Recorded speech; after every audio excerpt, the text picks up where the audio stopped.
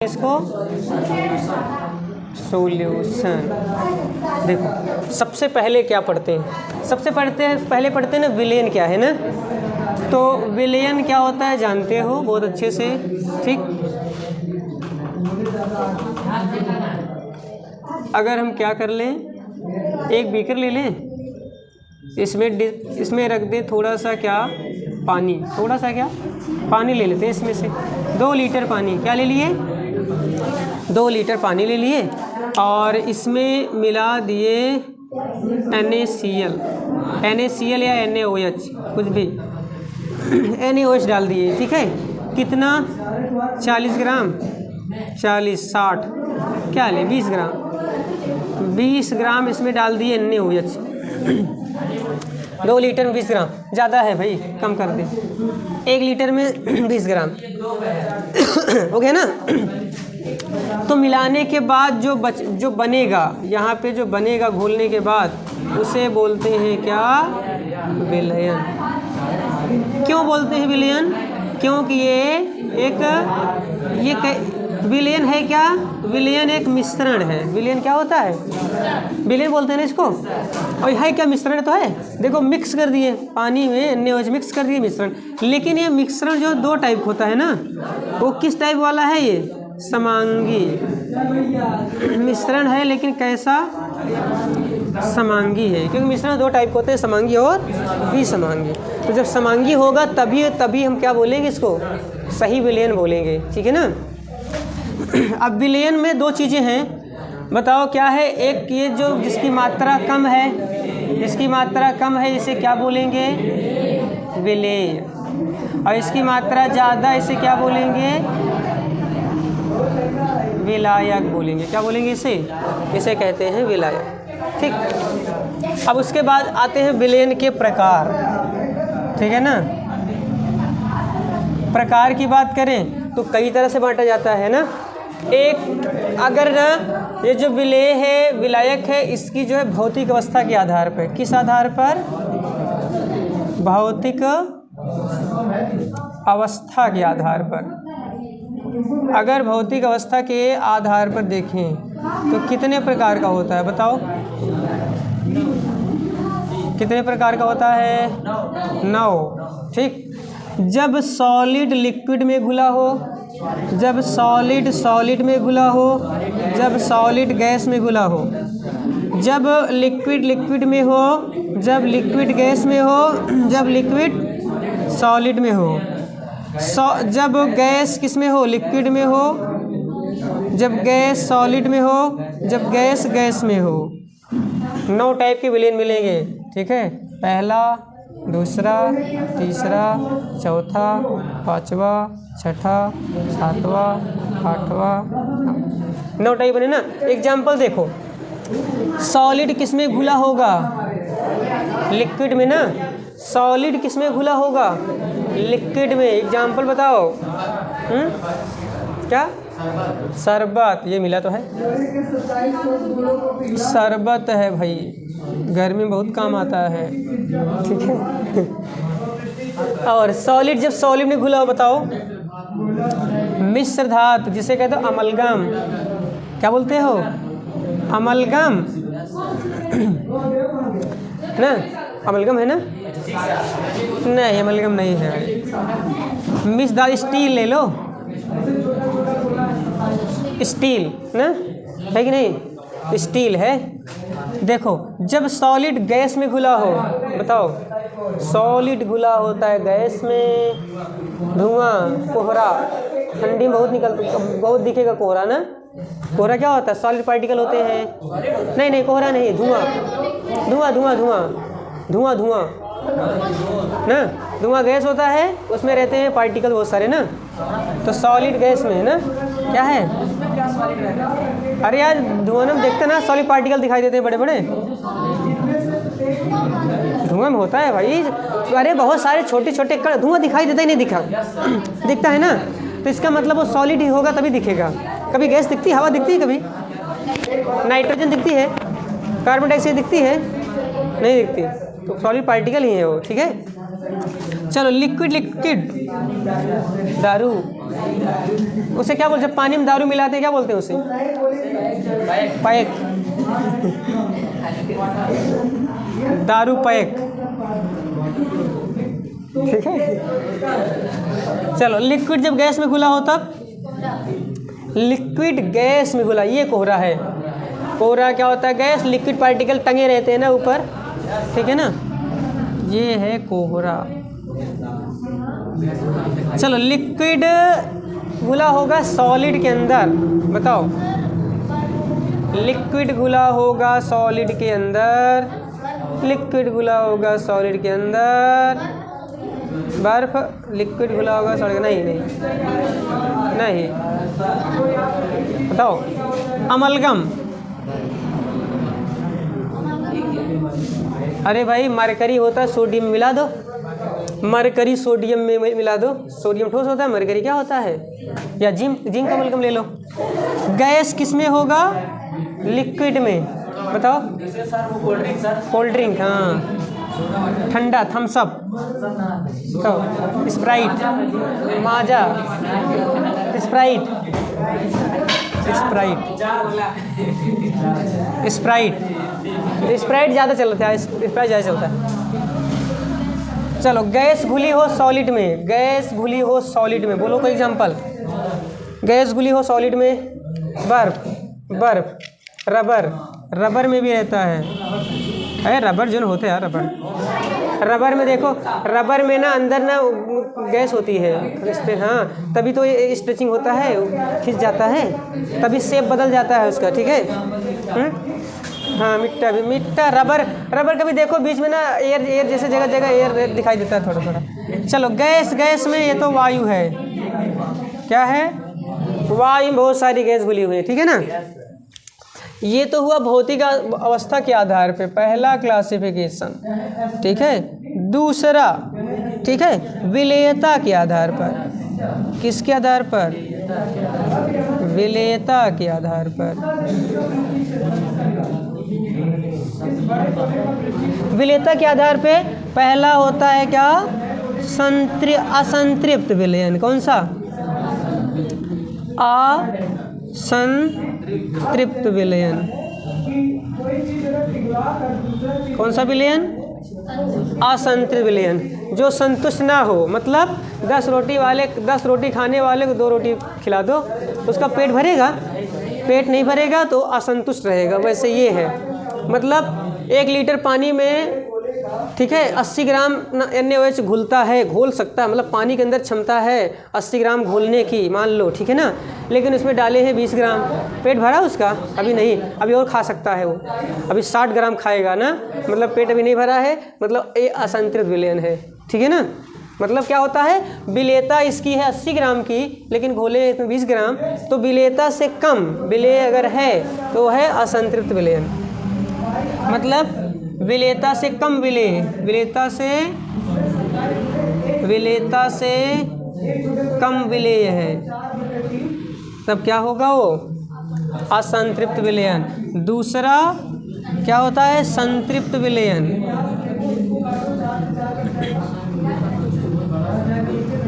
संतृप्त विलयन, संतृप्त विलयन क्या है? जो संतुष्ट हो जाए, मतलब 10 रोटी खाने वाले 10 रोटी खिला दो, संतुष्ट हो जाएगा, ठीक है ना।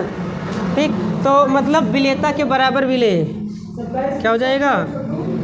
विलेयता के बराबर क्या है? विलेय। तब बोलेंगे पेट भरा हुआ है इसका, ठीक। तो कौन सा विलयन होगा ये? संतृप्त विलयन। समझ आया नहीं आया? बोलो, नीचे दिखाई देगा? हाँ, चलो। तीसरा क्या होता है? अति संतृप्त विलयन। कौन सा? अति संतृप्त विलयन। मतलब पेट भर जाने के बाद भी ठूस के खिला दो, ठीक है कि नहीं? हाँ हाँ, भैया 2 और खा लिया यार, थोड़ा सा और खा लिया, ठीक है। हाँ, तो ज़्यादा हो जाएगा ना, तो ज़्यादा हो जाएगा तो क्या हो गया? अति संतृप्त, मतलब संतृप्त से भी ज़्यादा हो गया, मतलब विलेयता से अधिक विलेय, यही होगा ना।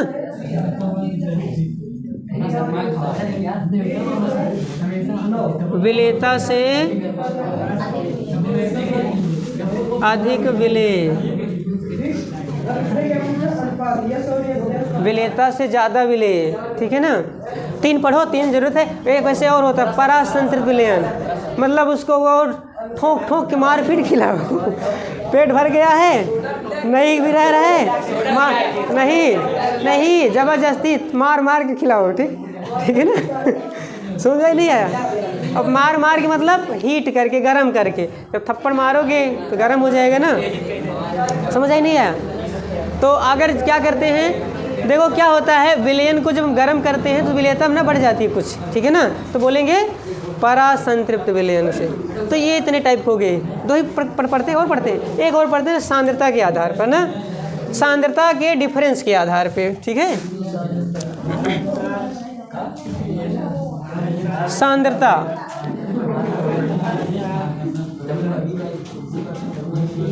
सांद्रता के आधार पर, इसका थंबनेल बहुत बढ़िया बनाना, एकदम धांसू, ठीक। थंबनेल अच्छा बनाना यार इसका, ठीक।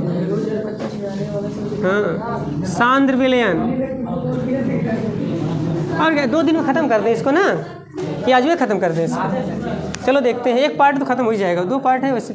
सांद्र विलयन, क्यों पूरा लिखवाने में थोड़ा टाइम लग जाता है। सांद्र विलयन, सांद्र विलयन किसे, जिसमें सांद्रता मतलब क्या होता है, किसी से तुलना करने पर सांद्रता ज़्यादा हो, ठीक, अधिक सांद्रता वाला, मतलब क्या, इसको क्या बोलोगे, अधिक सांद्रता वाला।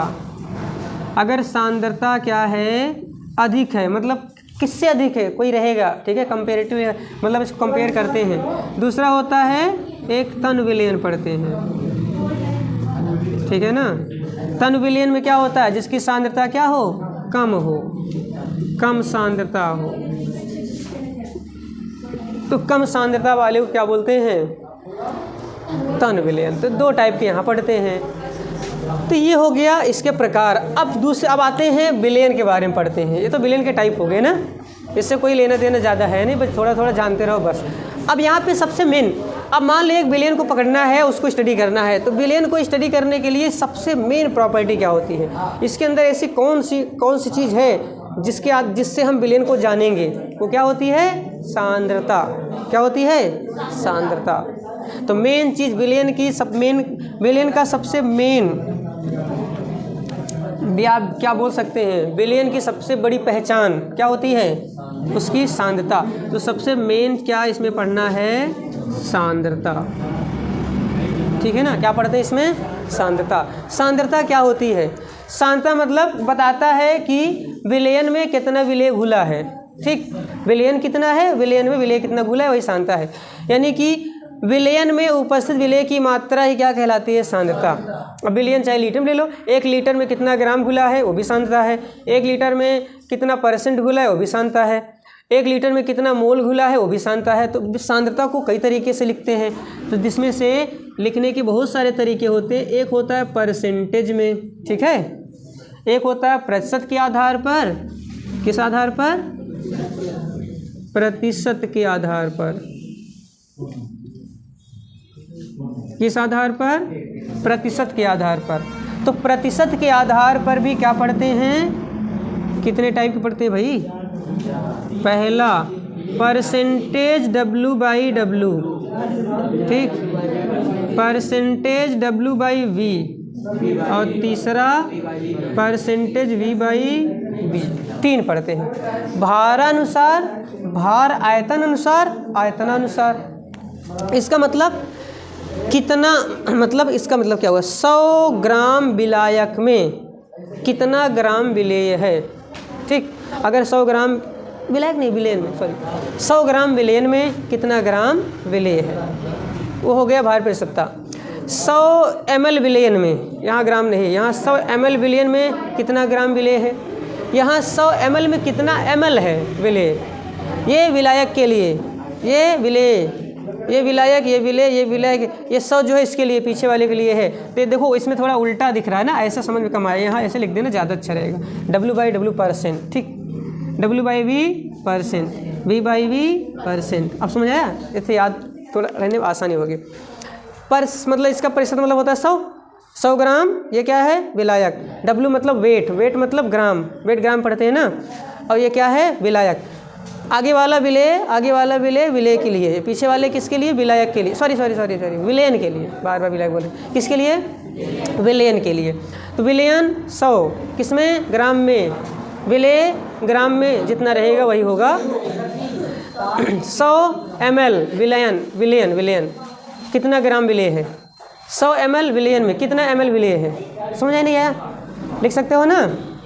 मतलब फार्मूला कैसे लिखोगे, विलेय की मात्रा ग्राम में बटे विलयन का, विलयन भी ग्राम में, ठीक है ना, गुणे 100, परसेंट माने 100, W बटे W 100, W बटे V 100, V बाई V 100, मतलब कितना ग्राम है इसमें ml में, ठीक है ना, कितना गुणे 100 ml में गुणे 100, ml बटे ml विलयन का गुणे 100, ऐसे कर सकते हो ना, हो जाएगा। फिर दूसरा जो होता है, दूसरा जो पढ़ते हैं वो क्या है, दूसरा है मोल के बेस पर, किसके आधार पर, मोल के आधार पर। अगर मोल को आधार माने तो यहाँ पे ना ढेर सारे मिलते हैं, पढ़ते हैं। पहला मोलरता, ठीक, दूसरा क्या होता है मोललता, तीसरा क्या होता है नॉर्मलता, चौथा क्या होता है मोल प्रभाज, ये भी मोल के आधार पर होता है ना, वैसे थोड़ा सा अलग है, फिर भी इसी में डाल दे रहे, ठीक। मोल प्रभाज, मोलरता, देखो मोलर, मोल मतलब मोल, लर मतलब लीटर, ठीक है ना, 1 लीटर में जितना मोल विलेय रहे वही मोलरता है। मोललता 1 लीटर नहीं, यहाँ पे किलोग्राम, 1 किलोग्राम में जितना मोल रहे, 1 लीटर में जितना, 1 लीटर विलयन में विलेय जितना मोल हो मोलरता, 1 किलोग्राम विलायक में जितना मोल, विलायक होना चाहिए विलेय नहीं, 1 किलोग्राम विलायक में जितना मोल विलेय होगा। एक फिर से लीटर आ गया, 1 लीटर विलयन में जितना तुल्यांक, यहाँ मोल नहीं तुल्यांक चलेगा, मोल मतलब जानते हो ना भार बटे भार, और तुल्यांक भार बटे तुल्यांकी भार, ठीक है ना। मोल प्रभाज, मोल पर मतलब कि कितना, मतलब कि मोल विलायक विलेय दोनों का मोल में मोल कितना, देखो दोनों के मोल में एक का मोल कितना है, विलेय विलायक दोनों में विलेय कितना है, वो विलेय का मोल प्रभाज हो गया, और दोनों में विलायक कितना है वो विलायक का हो गया, ठीक है ना। तो ऐसे कितनी चीज़ें पढ़ते हैं ये, ऐसे इतने टर्म, तो सांद्रता के इतने टर्म हैं, ये तो समझ में आ ही गया होगा ना। अब बात करते हैं इसको डिटेल में। पहला मोलरता, मोलरता मतलब 1 लीटर में कितना मोल है, तो निकालने के लिए फार्मूला क्या होगा, मोल 1 लीटर में 1000 होता है ना, गुणे 1000 बटे विलयन का आयतन, किसका आयतन, विलयन का आयतन। यही फार्मूला क्या करते हैं, अप्लाई करते हैं। ये मोल किसका है, विलेय का है, ठीक, हाँ विलेय का मोल बटे विलयन का आयतन गुणे 1। अच्छा यहाँ विलेय लिख दे क्या, चलो विलयन, अरे इसे छोड़ देना, ऐसे कर दें, चलो विलेय ऐसे लिखें, यन यहाँ पे लिख दे रहे हैं विलेय। यार जो देखो शॉर्ट वीडियो बनाए थे ना उसमें इसको डाले थे ना, एक बुकलेट थी फार्मूला वाली पूरी, भाई बोले थे ना उसको लिख लेना, उसको लिख के आना सब लोग, कल चेक करूँगा, ठीक है। ये यन है मतलब मोल, यन क्या है, यन मोल किसका, विलेय का, गुणे 1000 बटे वी क्या है विलयन, किसमें ml में, ठीक है ना। ऐसे ही मोललता का क्या होगा, मोललता क्या होती है, मोललता में भी लेते हैं यन, यन क्या है विलेय है कि, यन क्या है मोल है विलेय का, गुणे कितना 1000 बटे, यहाँ पर ये v बदलेगा, यहाँ पे हो जाएगा W, ठीक है ना। W मतलब किसमें, ग्राम में, किसका, विलायक का, यहाँ ये विलायक का रहेगा, W ग्राम विलायक रहेगा, यहाँ पे V ml विलयन का रहता है, ठीक। पर नॉर्मलता की बात करते हैं, कल सॉल्व लेके आना सब लोग, ठीक है। कल इसी का ढूंढ करवाएंगे सारा, आज रिवीजन कर लो, कल इसको अच्छे से पढ़ के आना, ठीक है ना। पढ़ के आना, कल उसमें सवालें करवाएंगे यहीं पर, ठीक।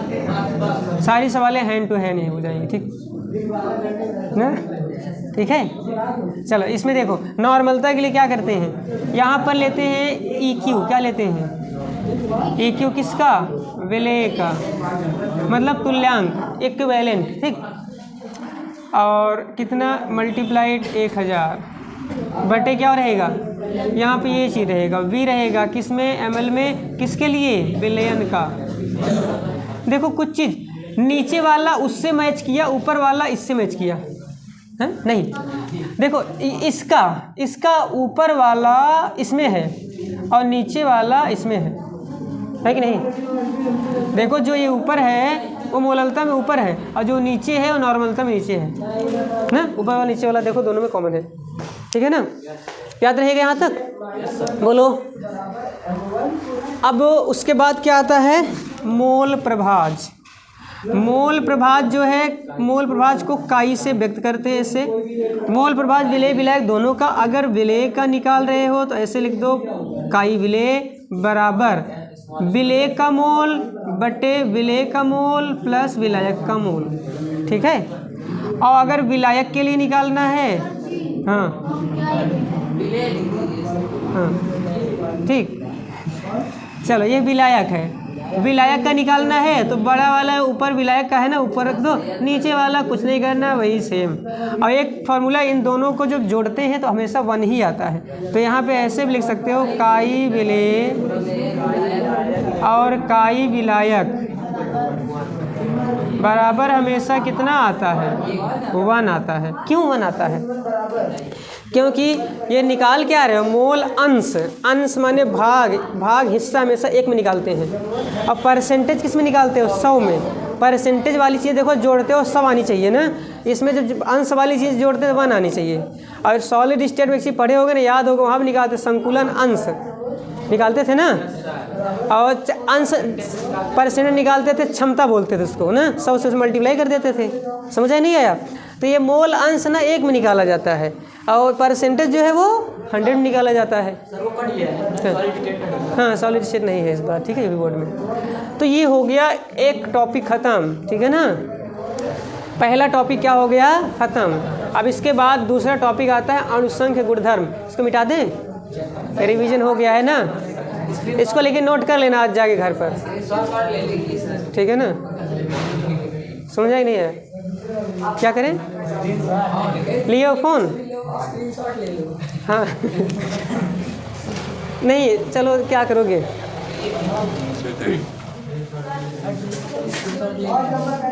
देखो तो पहले पार्ट में इतना पढ़ते हैं, ठीक है। दूसरे पार्ट क्या पढ़ते हैं, अणुसंख्य गुणधर्म और कॉलिगेटिव प्रॉपर्टी ना, इसमें क्या पढ़ते हैं, अणुसंख्य गुणधर्म, क्या पढ़ते हैं, अणुसंख्य गुणधर्म। ये क्या है, मतलब विलयन के ऐसे गुण जो विलेय के अणुओं की संख्या पर निर्भर करते हैं, मतलब देखो विलयन के ऐसे कौन कौन सी चीज़ें हैं जो विलेय कम ज़्यादा करने पे बदलती हैं, ठीक है ना। मतलब जैसे विलेय 5 ग्राम है तो बॉइलिंग पॉइंट कितना है, अगर 10 ग्राम कर दें तो क्या बढ़ेगा घटेगा, अगर बॉइलिंग पॉइंट अगर कम ज़्यादा हो रहा है तो इसका मतलब वो क्या हुआ, अणुसंख्य गुणधर्म हुआ, ठीक है ना। तो गुणधर्म मतलब क्या होता है, ऐसे गुणधर्म, अरे यार बहुत मेरे,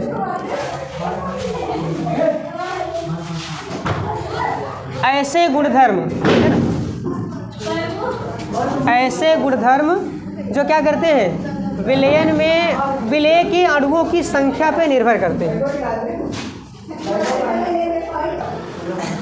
चलो देखो अणुसंख्य गुणधर्म मतलब क्या होता है, विलयन के अंदर ऐसे कौन कौन से गुण होते हैं जो विलयन में उपस्थित विलेय के अणुओं की संख्या पर निर्भर करता है, ठीक। तो उसमें देखो पढ़ते हैं 4 चीज़ें पढ़ते हैं, जिसमें से पहला है वाष्प दाब, या अब हाँ ऐसे लिख लो, पूरा लिख लो, चलो। वाष्प दाब में आपेक्षिक अवनमन, वाष्प दाब में आपेक्षिक अवनमन, पहला ये है, ये कैसे होता है अभी समझा रहे हैं, ठीक है ना। दूसरा जो होता है वो है परासरण दाब।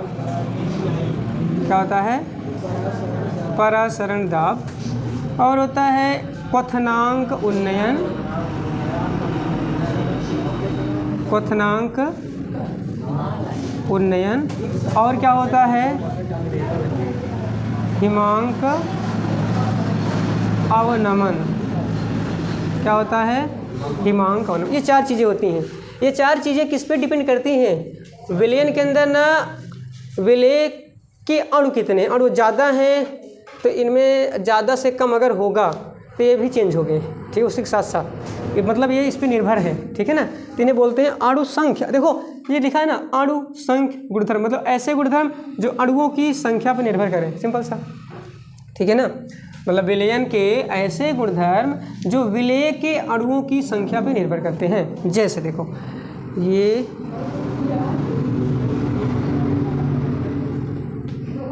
एक बीकर है, बीकर ये मान लो सरफेस है, सतह, और इसके अंदर ना कुछ लिक्विड भरा हुआ है। लिक्विड कैसा है? थोड़ा सा वाष्पशील है।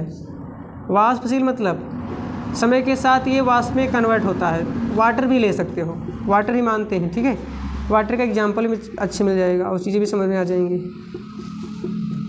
इसमें क्या लेते हैं? वाटर लेते हैं, ठीक,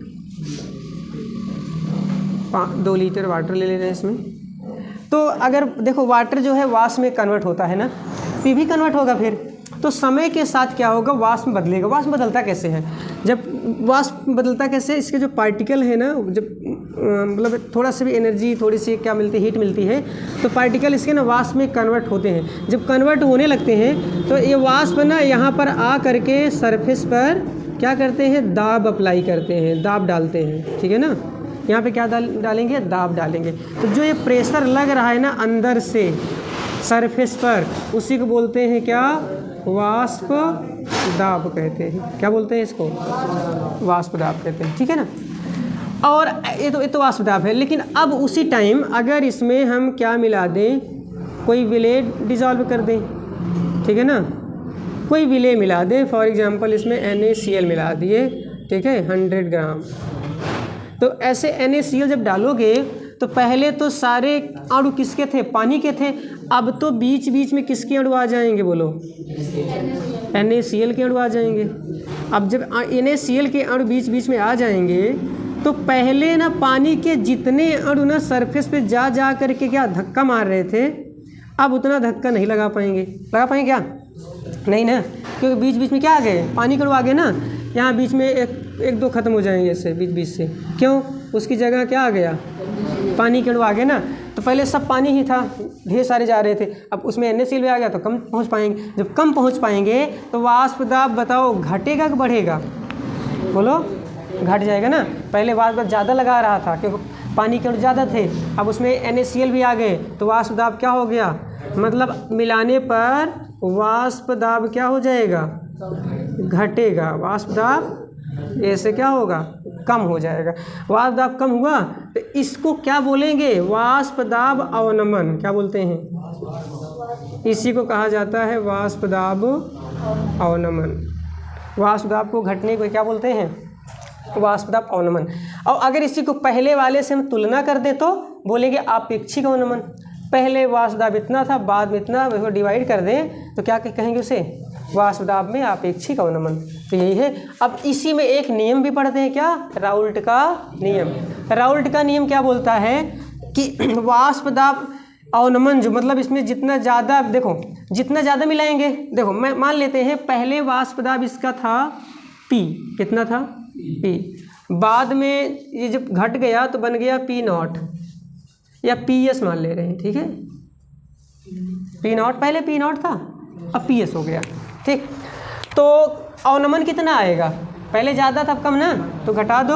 वाष्प दाब अवनमन अगर निकालना है तो मतलब डेल्टा P निकालना है तो क्या करोगे? P0 में से PS घटा दोगे तो क्या मिल जाएगा? अवनमन। अब पहले की मतलब P0 माइनस PS अपान P0 तो अपेक्षिक हो गया। पहले P0 था ना, तो अपेक्षिक वाला कितना हो जाएगा?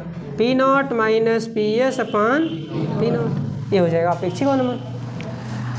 अब इसी को राउल्ट के नियम से कैसे जोड़ेंगे? राउल्ट क्या बोले कि इसमें ना विलेय का मोल प्रभाव जितना ज़्यादा होगा आपेक्षिक अवनमन भी उसके क्या होगा, बराबर होगा, वो भी बढ़ेगा। इसको बढ़ाएंगे तो भी बढ़ेगा। मतलब बात एक ही है ना। देखो NaCl पहले 100 ग्राम था, तो अगर अभी इसका मोल प्रभाव निकालें तो कुछ आएगा, और इसको अगर हम 100 से 150 कर दें तो बताओ मोल प्रभाव ज़्यादा आए नहीं आएगा? क्योंकि इसको बढ़ा रहे हैं ना। मोल प्रभाव मतलब पानी के अंदर NaCl कितना है, कम है तो मोल प्रभाव कम है, ज़्यादा है तो मोल प्रभाव ज़्यादा है। समझ आया नहीं आया? तो मोल प्रभाव जो होता है इसी पर निर्भर करता है। तो मतलब कुल मिला के राउल्ट का जो नियम है वो क्या बोले कि ये चीज़ है ना, ये बराबर होता है मोल प्रभाव किसके, विलेय। सिंपल सा मतलब ये हुआ n/n+n। ठीक, इसी को चाहो तो एक तरीके से और लिख सकते हो। n को क्या लिखते हो, W/m। ये क्या है, W/m प्लस कैपिटल W/M। ये देखो अभी पढ़ाए थे ना, n क्या मोल है ना। मोल क्या होता है, मात्रा बटे अनुभार, मात्रा बटे। इसी को और इजी कर सकते हो, बस यही है क्या, राउल्ट का नियम। समझ आया नहीं आया? चलो आज तो यही एक ही हो पाएगा, बाकी 3 चीज़ें जो है कल हो जाएंगी खत्म। ठीक है ना? हाँ ऐसे ऐसे लेकिन तो मिट जाएगा ना, नहीं तो समझा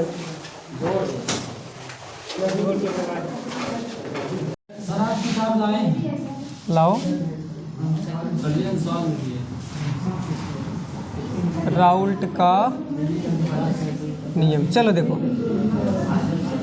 तो सुनो पहले। वाष्प दाब में जो आपेक्षिक अवनमन आता है उससे संबंधित एक नियम होता है जिसे क्या बोलते हैं, जिसे कहते हैं राउल्ट का नियम।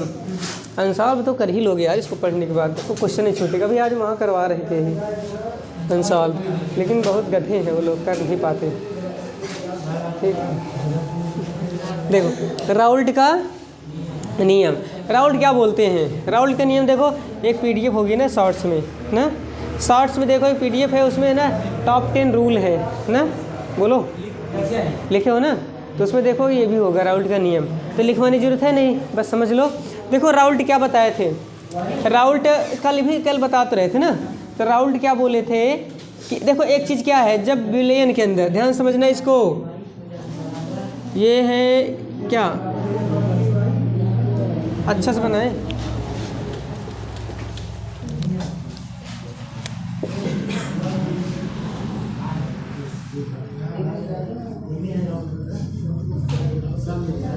चलो देखो ये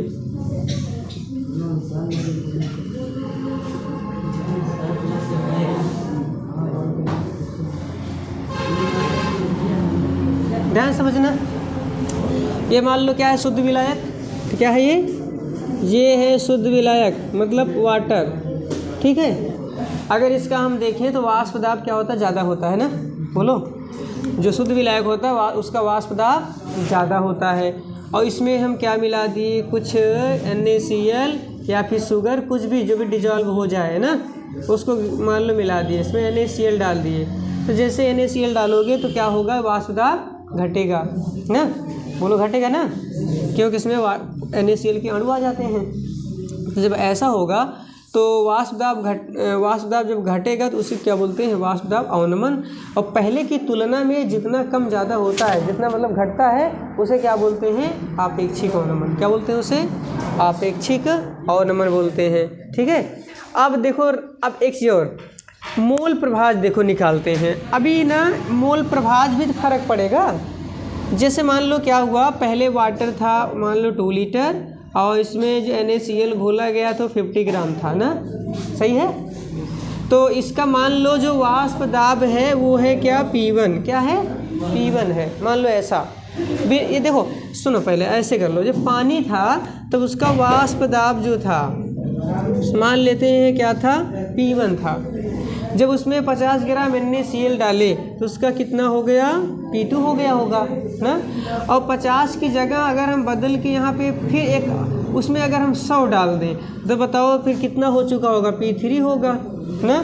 तो बताओ इसमें कौन सा प्रेशर सबसे ज़्यादा होगा, P1, P2, P3? P1 सबसे ज़्यादा होगा ना। जैसे जैसे 50 ग्राम डालोगे घट जाएगा, P2 हो जाएगा। और 100 और मतलब 50 और डालोगे, 100 करोगे तो और घट के क्या होगा, कम हो जाएगा ना।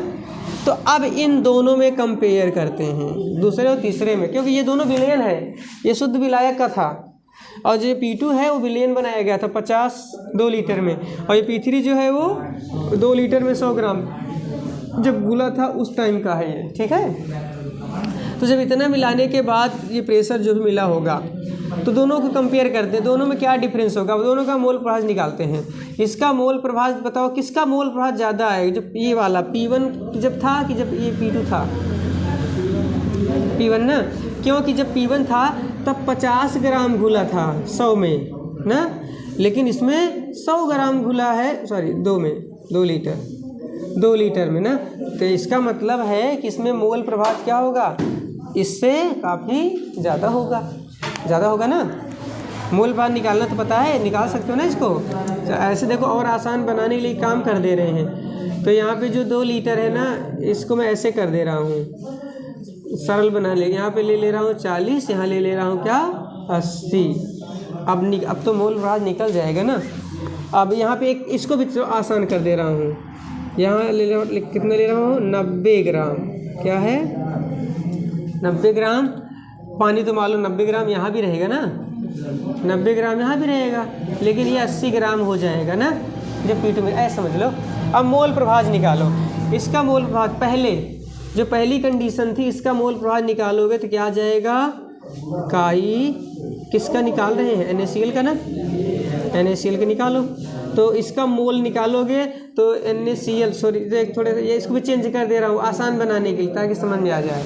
ये NaOH ले लिया, तो NaOH का भार कितना होता है 40, तो 40/40 मतलब कितना मोल बनेगा 1 मोल। तो ऊपर रहेगा 1/, ये कितना मोल है 18 पंचे 90, मतलब 5 मोल है ना, ये 5 + 1 कितना आएगा 1/6। ऐसे ही ना दूसरे बार जब यहाँ रहेगा इस टाइम पे निकालोगे अगर NaCl का तो कितना हो जाएगा, ये कितना मोल है 80, मतलब 2 मोल हो गया ना। तो 2/, कितना हो जाएगा 5 + 2 ना, बोलो तो कितना आ जाएगा ये 2/7। इन दोनों में कौन बड़ा है, पहला कि दूसरा, हाँ बोलो, दूसरा बड़ा होगा ना यार, दूसरा बड़ा होगा ना। अरे निकाल के देख लो, ऐसा निकाल के देखते हैं कितना आएगा, 0 कितना आएगा 35 36। चलो इसमें बता दो,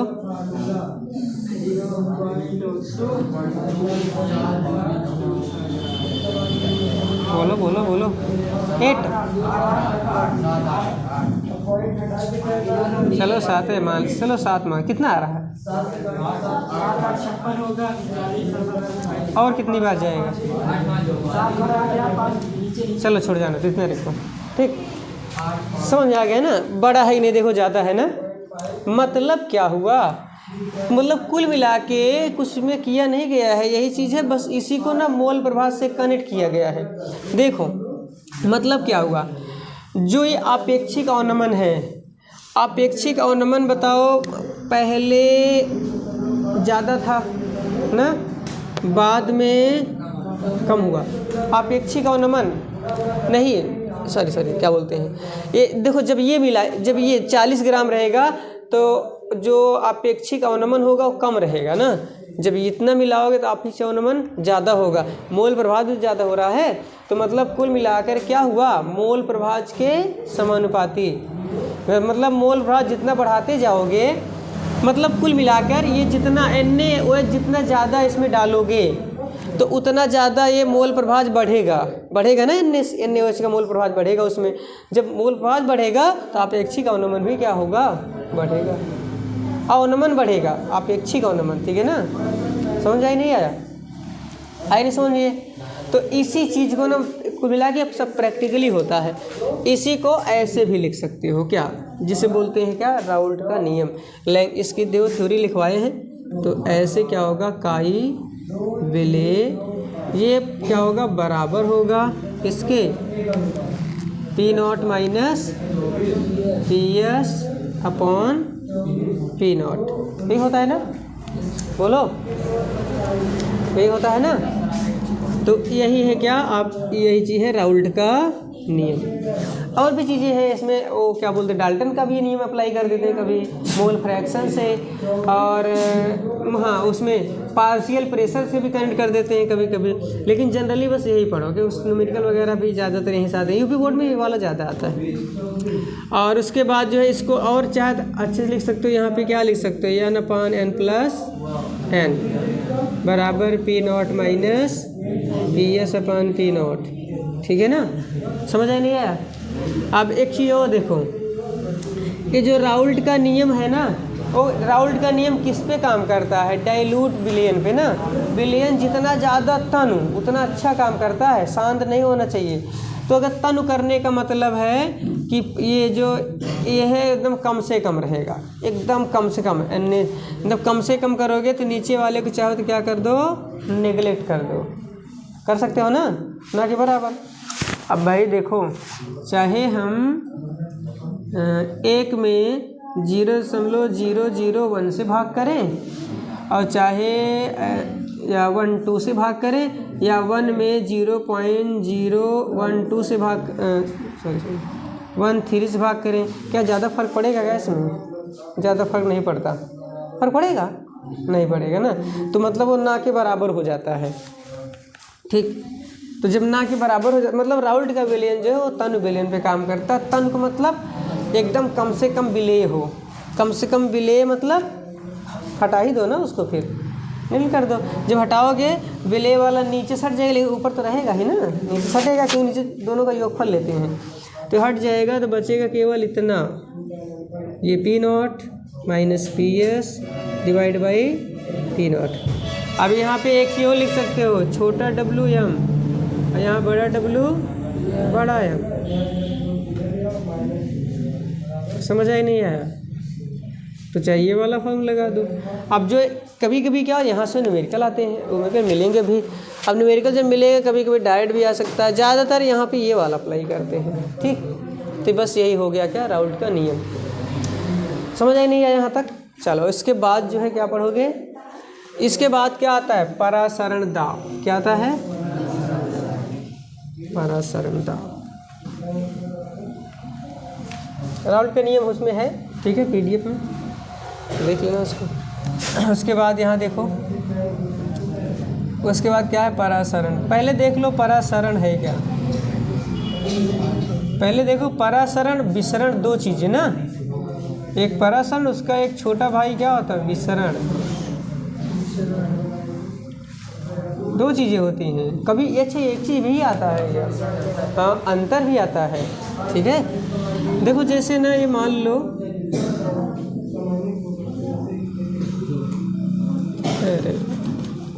सही से बन नहीं रहा है,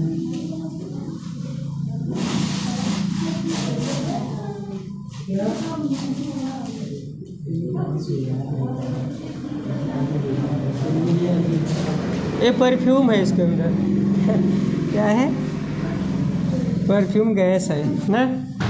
अभी देखो क्या होता है, परफ्यूम जो है इसको ना, ढक्कन को ना जैसे खोलेंगे, जैसे ढक्कन खोलेंगे तो तेज़ी से क्या होता है, फैल जाता है ना, ठीक है। बिना इसमें मतलब कुछ भी और अप्लाई नहीं करते, फैलने लगता है, इसमें लाने लगती है ना। इसी को आप क्या बोलते हैं, इसी बोलते हैं विसरण। क्या बोलते हैं, इसको कहते हैं विसरण। क्या हो रहा है विसरण में, विसरण में अधिक सांद्रता से अणु कम सांद्रता में जा रहे हैं, सही है ना। मतलब अधिक सांद्रता वाले अणुओं का कम सांद्रता की तरफ जाना, ये क्या कहलाता है, विसरण, ठीक। और परासरण में इसका उल्टा होता है। परासरण में क्या होता है, ये है मान लो ये एक डिवाइडर है, ये अर्धपारगम, इसमें अर्धपारगम झिल्ली लेते हैं। क्या लेते हैं, अच्छा ये क्या होता है अर्धपारगम झिल्ली, क्या होती है अर्धपारगम झिल्ली?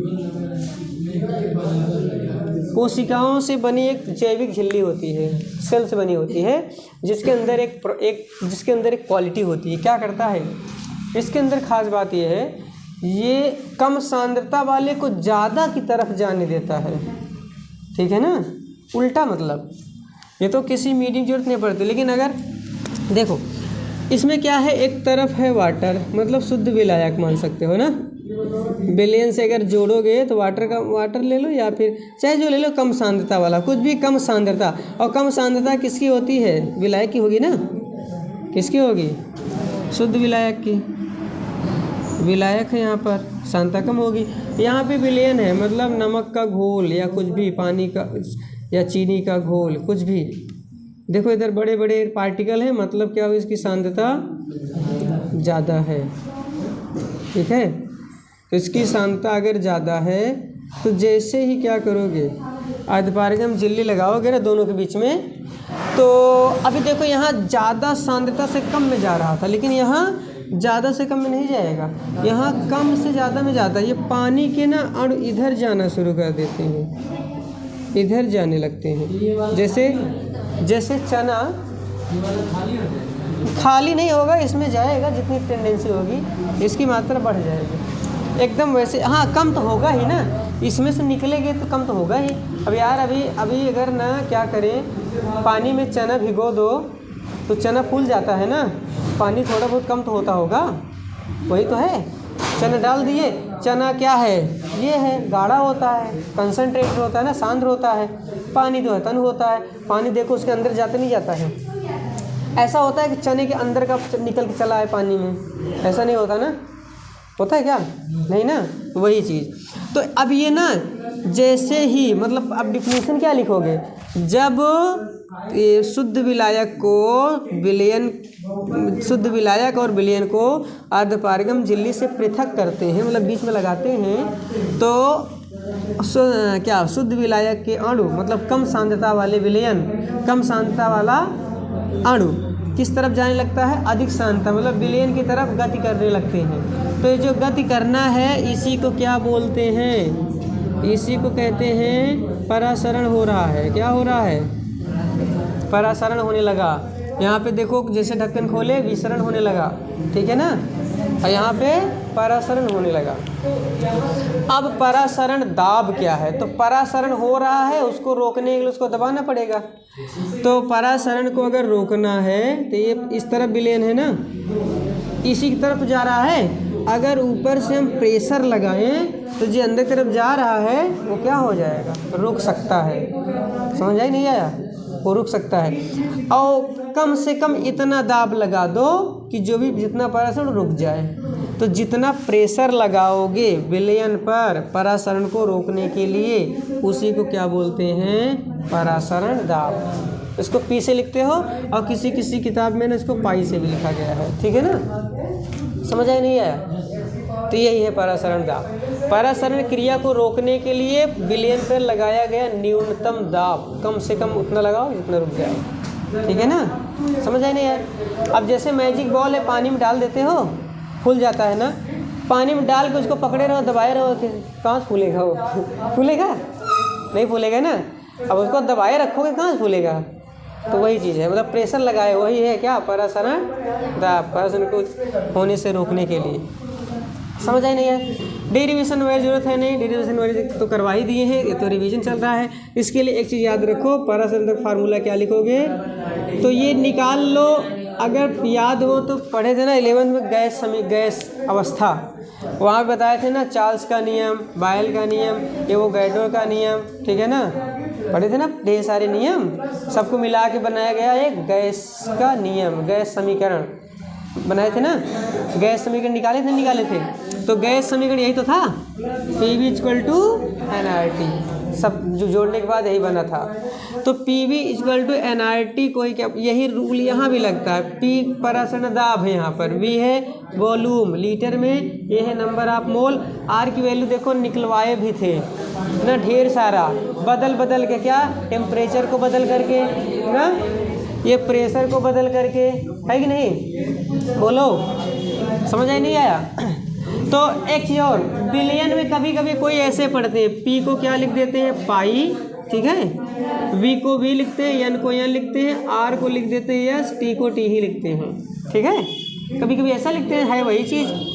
तो यहाँ पे जो ये P है या पाई जो भी है, ये परासरण दाब है, ये क्या है? आयतन है लीटर में, ये है मोल की संख्या, ये है R। यहाँ पे यस यस मतलब यहाँ सॉल्यूशन की बात करते हैं, इसीलिए यहाँ पे यस लिखते हैं। और यहाँ पे अब देखो T जो है वो केल्विन में हमेशा होना चाहिए। डिग्री सेल्सियस में ले सकते हो, अगर यहाँ डिग्री सेल्सियस लोगे ना तो ये जो यस की वैल्यू ये भी डिग्री सेल्सियस में रखना पड़ेगा। ये प्रेशर है, प्रेशर ढेर सारी यूनिट है। एक क्या होती है, एक होती है बार, एक क्या होती है टॉर, एक होती है एटीएम ना, वायुमंडलीय दाब,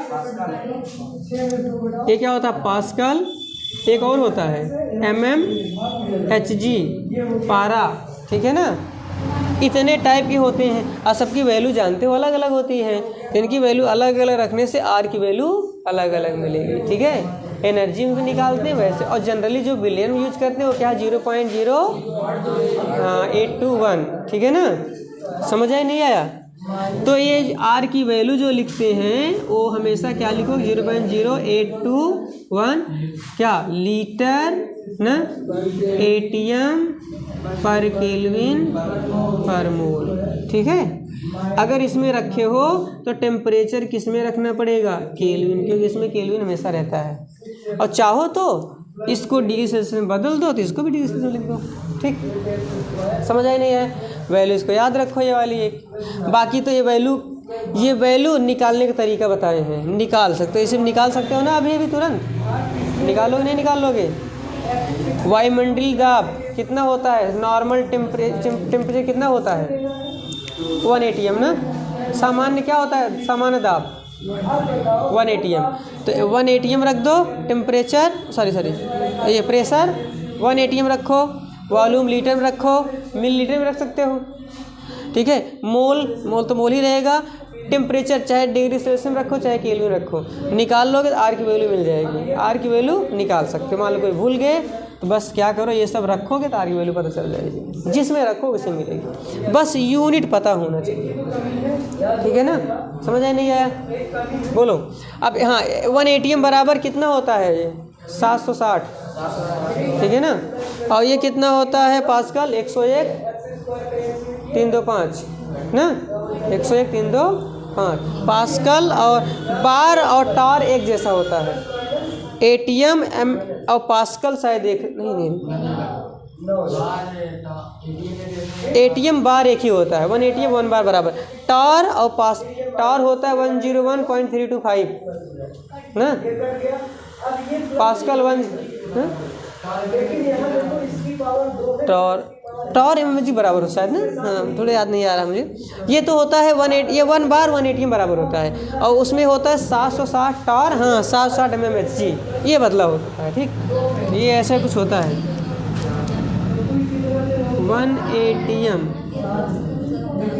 बराबर 1 बार बराबर 760 mmHg बराबर 760 टॉर बराबर 101.325, ये क्या पास्कल। किलो पास्कल लिखना हो तो 101.325 किलो पास्कल, ये किलो पास्कल हो जाता है ना।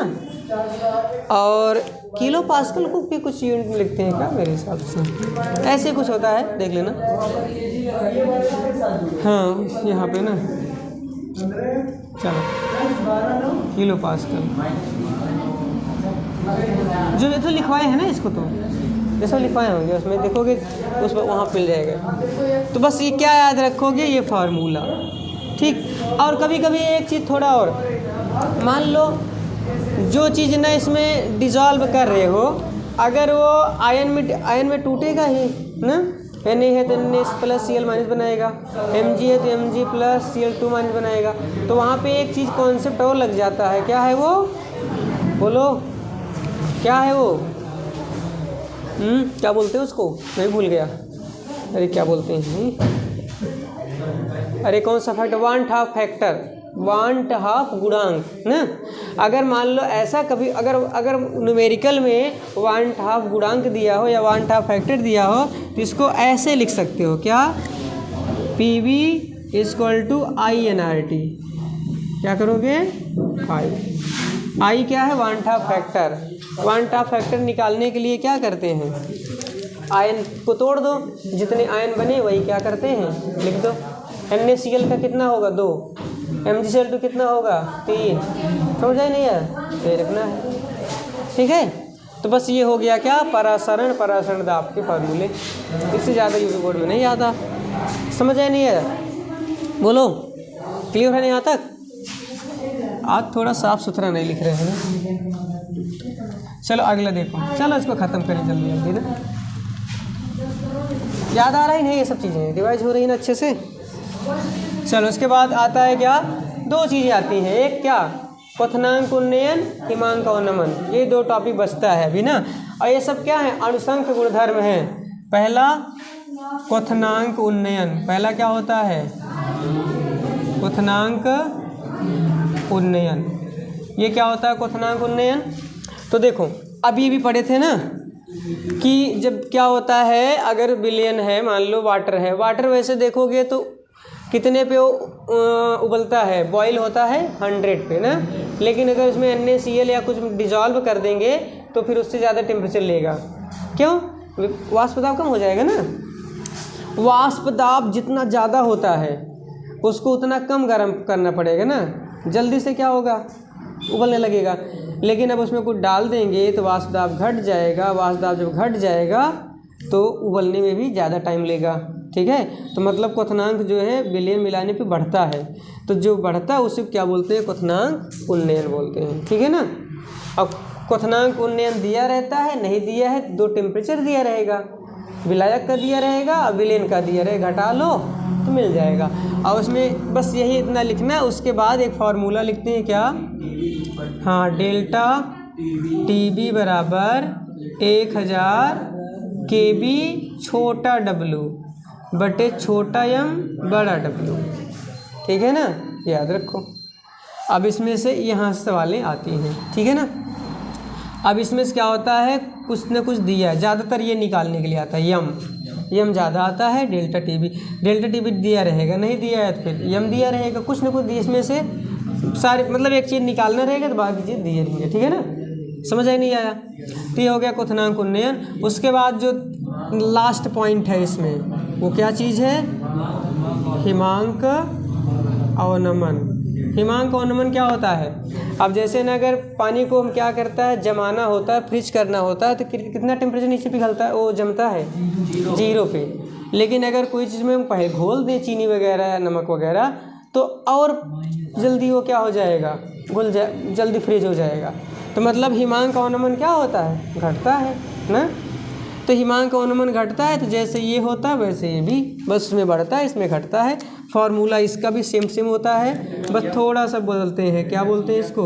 यहाँ बॉइलिंग टेम्परेचर है, ये फ्रीजिंग टेम्परेचर है। तो यहाँ पे वही होगा 1000 KF कर दो फ्रीजिंग कांस्टेंट, ये बॉइलिंग कांस्टेंट था, छोटा W बटे स्मॉल m बड़ा W। ठीक, समझ आई नहीं आया? बस इतनी चीज़ें पढ़नी है। 1-2 चीज़ तुम लोग एक्स्ट्रा पढ़ के आना कल, ठीक है, क्योंकि उसमें सवालें आती हैं कभी कभार। वो क्या है? देखो, परासरण के आधार पर अगर देखें तो विलयन कितने प्रकार के होते हैं? 2 प्रकार के। एक होते हैं समपरासारी विलयन, एक होते हैं विषम परासारी विलयन। समझा नहीं है? ये क्वेश्चन बहुत बार आया मॉडल पेपर में भी ना। पहला क्वेश्चन यही था, 3-4 इसमें विलयन दिया गया है, पूछा है कौन सा समपरासारी विलयन, कौन सा विषम। सम पूछेगा तो चलो इसको सॉल्व कर लेते हैं। अनसॉल्व है ना, ये नई वाली है ना। राजीव तुम्हारी है क्या? राजीव की है। चलो देखो, मॉडल पेपर इसमें दिया है ना।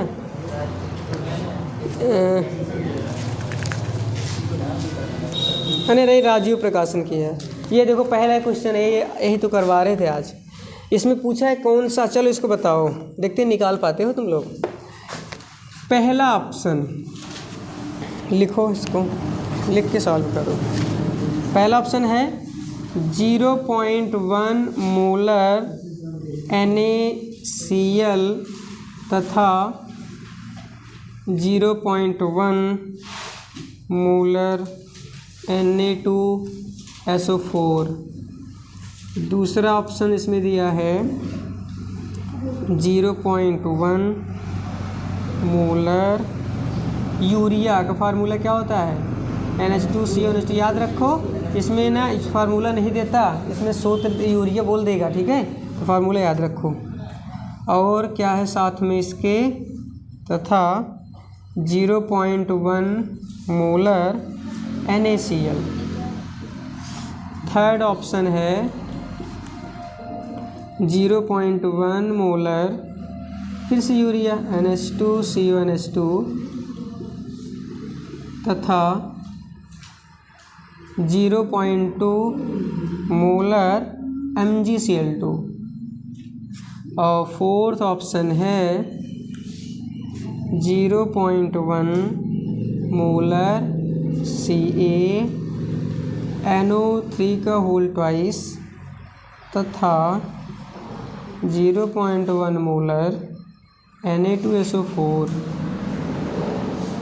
इसमें चारों ऑप्शन बताओ कि कौन से ये दोनों क्या समपरासारी हैं, क्या ये दोनों समपरासारी हैं, क्या ये दोनों समपरासारी हैं, क्या ये दोनों समपरासारी हैं। तो कौन सा सही है, ठीक है। इसको निकालो, बताओ। समपरासारी मतलब जिसका परासरण दाब समान होगा, ठीक है। तो परासरण दाब ना सबका निकालो, लेकिन निकालो कैसे निकलेगा नहीं हो ना। तो इसके लिए ना देखो ऐसे भी इसी से कर सकते हो, चाहो थोड़ा सा अगर देखो मुझसे मान लो करोगे कैसे, वैसे शॉर्टकट होता है, बताएंगे भी। इसको करने के लिए ऐसे समझो, जैसे देखो ये अभी बोले थे ना P बराबर ना INRT/V ना। मान लो इसका है, इसका इतना हो गया ना। ये मान लो P1 है, इसके लिए P1, इसके लिए P2 लिखेंगे। P2 का भी ऐसे लिख लो INRT/V, ऐसा होगा ना। ये पहले वाले के लिए, दूसरे वाले के लिए है। अब दोनों को डिवाइड कर दो, ठीक। डिवाइड करोगे पता है क्या मिलेगा, V से V कट जाएगा, क्योंकि मोलर देखो, मोलर मतलब पर लीटर में तो होगा सब, मतलब वॉल्यूम सबको फिक्स है। R की वैल्यू जब सबके लिए बराबर होती है, टेम्परेचर सबके लिए बराबर ही रखना पड़ेगा, ठीक। तो सब कुछ तो क्या कट जाएंगे ना, है कि नहीं। नहीं, लेकिन एक चीज़ बदलेगा, ये चीज़ ना, इसको मैं छोड़ के रखता हूँ। N और I मतलब यहाँ N1 होगा तो यहाँ क्या होगा, N2 होगा, यही बदलेगा, ठीक है ना। ये चीज़ चेंज होगा सबके लिए। तो मतलब क्या हो गया, P1/P2 बराबर I1 N1/I2N2। मतलब ये दो ही चीज़ें हैं। मतलब क्या है कि दो चीज़ यही निकाल लो, यही जिसका ज़्यादा होगा। अगर ये दो देखो, अगर ये दोनों बराबर हो तो कट जाएंगे, मतलब दोनों का परसेंट दाब एक जैसा ना। और जिसका ज़्यादा, अगर मान लो इसमें से एक का भी कम ज़्यादा हुआ तो क्या हो जाएगा, वो समपरासारी नहीं होगा, बेसमपरासारी होगा। समझ आया नहीं आया, बोलो। तो इसको ऐसे समझ सकते हो, लेकिन जिसे मान लो निकालना है एग्जाम में तो ये सब करने की जरूरत नहीं। देखो क्या करो, इसको तोड़ो, इसको तोड़ोगे तो कितने आयन मिलेंगे, 2, और 2 को इससे मल्टीप्लाई करो, कितना आएगा 0.2। इसमें कितने बनेंगे, बोलो कितने आयन मिलेंगे इसमें, 2 Na प्लस 1 SO4 - 2, 3 आयन मिलेंगे ना इसमें। तो सोडियम सल्फेट, तो 3 को मल्टीप्लाई करो, कितना आएगा, दोनों एक जैसा है, मतलब ये समपरासारी नहीं होगा। इसमें चेक करो कितने आयन बनेंगे, 1। अरे यार ये आयनिक यौगिक नहीं है, यूरिया है, यूरिया कहाँ टूटेगा। तो 1 का गुणा इसमें कर मल्टीप्लाई करोगे तो आएगा 1। इसमें देखो कितने हैं, 2 गुणा करो 0.2, एक जैसा है। ये भी क्या है, समपरासारी नहीं होगा। यहाँ पे देखो कितने बनेंगे, एक ही बनेगा, तो इसका 0.1 मिलेगा। यहाँ पे कितने मिलेंगे, 2, 3 है, तो 3 2 जा 6, 0.6, ये ज़्यादा है, बराबर है क्या, मतलब समपरासारी विलयन नहीं है, ठीक। इसमें चेक करो 0 कितने बन रहे हैं, नाइट्रेट 2 है, एक कैल्शियम 3 को मल्टीप्लाई करो, कितना आएगा 3। इसमें सोडियम 2, एक सल्फेट 3, यहाँ 0.3। इन दोनों का देखो एक जैसा है, I और N ना, IN के दोनों बराबर है, मतलब ये वाला ये विलयन 0.1 मोलर कैल्शियम नाइट्रेट अगर लोगे और 0.1 मोलर 1 मोल क्या मोलर सोडियम सल्फेट लोगे तो इन दोनों का परासरण दाब एक ही आएगा, चाहे तो इन दोनों का परासरण दाब निकाल लो, निकालोगे तो एक ही मिलेगा। ठीक है, क्यों? आई की वैल्यू सेम है, मोलरता सेम है। समझ आई नहीं आया? ये बहुत बार आया है। ठीक है, ये चीज़ याद रखो। ठीक, चलो कल एक काम करके आना, अनसॉल्व सब पास तो होगे नहीं ना। चलो कल इसको ना सुनो पहले, तो ये पूरा ना कल एक पेज में ना लिख करके आना है। ठीक है ना।